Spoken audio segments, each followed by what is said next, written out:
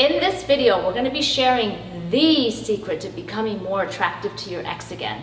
Because there's a lot of videos and YouTube channels and articles about how to get your ex back. In order to get your ex back, you need to work on yourself. They always talk about a period of time where you need to be alone and work on yourself. And they never really go into the how of how to work on yourself. That's where we come in. My name is Percy Ballard. I'm a board certified psychiatrist, also an IFS psychotherapist. Internal family systems psychotherapist. I'm Emily Liu. I'm also trained in the internal family systems framework of self-leadership. I am a coach that uses this framework to help people to become their greatest selves. Right. So in this video, we're going to specifically concentrate on how to work on yourself after a breakup, a divorce, and you want your ex back and you want the ex to see the best version of who you are so they get re-attracted to you again. Great way to put that. What it all comes down to is what happened. Of course, you were once attractive to this person because they used to date you, they used to be with you.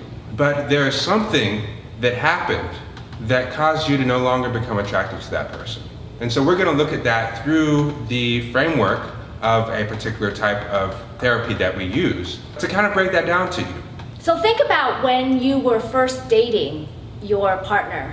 You were confident, you were expressive, you were creative, perhaps you were even very playful, and that energy just swirled into each other, and that's what caused the attraction. And as time went on, each party, or maybe it's more of you, became less playful, less creative, less confident, and the insecurities and the fears started to come up. So you were your best self, and then you gradually became someone different in the context of the relationship, which made that person not attracted to you anymore. And it might have happened the other way around, who knows? In focusing on becoming that person that you were before, that your ex first got into a relationship with, that's what we're going to do. And there is a version of yourself that you became, right? Parts of yourself came up that really got in the way of that best version of yourself. So we're going to talk about how to get to know that part of yourself and how to have that part of you unblend from you or step back so that you can become the person that you were when you first met this, and that person can become attracted to you again. To give you some examples of very common parts of you that could have come up to sabotage the relationship and cause the breakup, these are examples such as the needy parts, the parts that want to control, and the part that perhaps that doesn't trust. Right. So these are all parts that are based upon some sort of insecurity that came up, and that underlying insecurity can act itself out in various ways. This is the younger part of you that started to overtake the relationship. So the neediness, the control, not trusting. Yeah, I've had people describe that in relationships. Had people describe, oh yeah, I was in this relationship with this great man, and he started acting like a little boy. He started acting like he was trying to please me and everything. It was just not attractive to me anymore. Same has happened with women, start to become a little girl in the relationship rather than the woman that you first met. This is something that can happen all the time. Yeah, and some people have that insecure part and not trusting part start to take over, so that as the relationship went on, that part started to like, oh, I need to check what's on their phone, who they're texting, who are they befriending on Facebook, who are they talking to. As we become more attached to this relationship, what happens is that these child parts start to rear their ugly head. Because in a relationship, what we're trying to do... They don't have to be ugly. They don't have to be ugly, but they're just not that attractive. Because in a relationship, what we're trying to do is really redo childhood, finish our childhood, because we all have had unmet needs from childhood that are now resurfacing again in the relationship. Because we got hurt in relationship in childhood, in order to heal that part of you, it needs to be healed within the relationship. However, your partner should not be the primary healer of this part of you. They could be your secondary healer. Right. And that's why you need to work on yourself to be the primary healer of these parts. And let's give them an example of what that looks like. Yeah, if you are in this situation, one thing that you can do is we're going to get to know this part of yourself that did interfere with the relationship. This person was once attracted to you, they're not anymore. So there is something that came up in you that got in the way. So just ask yourself how you feel towards that part of you that got in the way. Because we know that it's there. You may not know what it is, you may not know anything about it, but we know there's a part of you that got in the way. And this is where we get into the secret to understanding this part of you. And there's 3 words, 3 steps that you need to remember. And that is number 1, unblend. Because this little child part of you takes over and you are blended in with this part. So the adult part of you is blended in with this child part.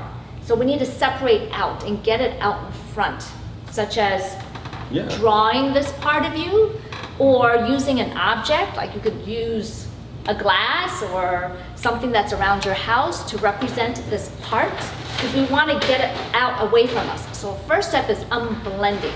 Yeah. So we can pretend that we are looking at this part, and I often tell my clients to either draw them out or to write them down. You can either draw it out like this or say, okay, this is my needy part, I'm putting a circle around it, and I'm just going to look at it and see how I feel towards that part. That is called unblending. So that's step 1. Unblend. Step 2 is befriending. We're trying to get curious. We don't want to hate this part of us. We know that this is the part of you that perhaps sabotaged the relationship and that got too needy, too controlling, too not trusting. Right.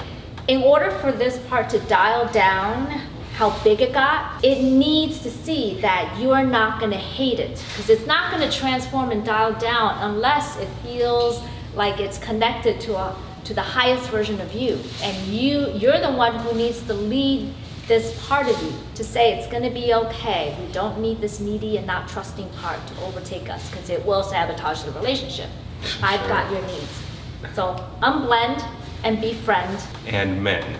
The third part is mend. Let's mend this. Right. So you imagine looking at it, that's unblending.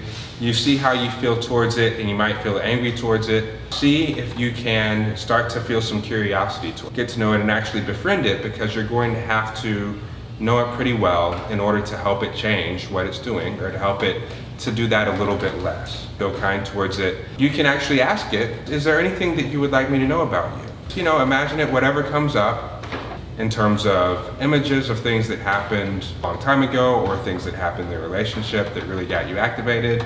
And you can have a talk with that part and help it out.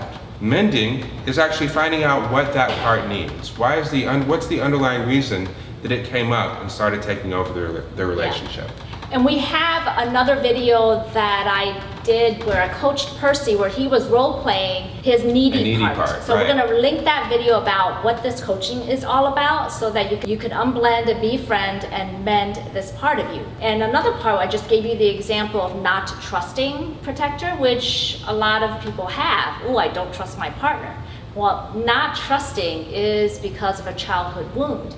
Yeah. Insecurity, yeah. So we're gonna link a video of an actual coaching session that I did with a woman back in February of 2017. She was one of my clients. The video is on my website. We got to know JB's Don't Trust Men protector. She had been in 2 abusive marriages, and through getting to know this part of her, she realized that through these 2 bad relationships, both of them were reenacting their childhood dramas, and they didn't know how to get out of it.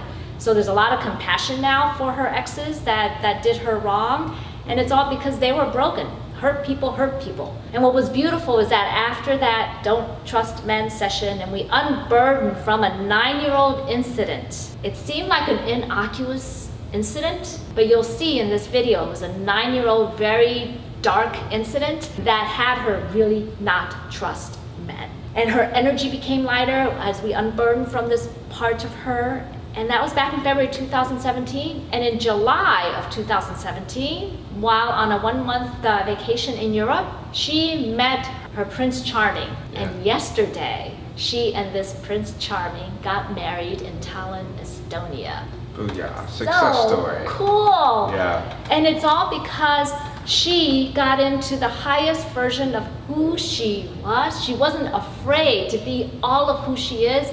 and she loved herself. She loved all her little girl parts, and that mad love for herself shifted her energy. Because that's what's possible. So in order for your ex to be reattracted to you, when you do the work and take care of your needy part, controlling part, don't trust part, and you help to unburden this part of you of its negative beliefs, such as I'm not worthy, I'm not enough, then your beliefs about yourself become so positive that your energy changes. And this is the energy that your ex is going to detect when you finally reconnect. Right.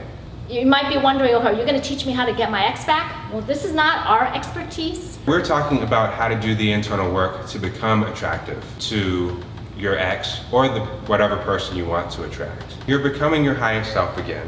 When you do that, chances are you already know how to get to interact with your ex because you did that before, the first time you met them.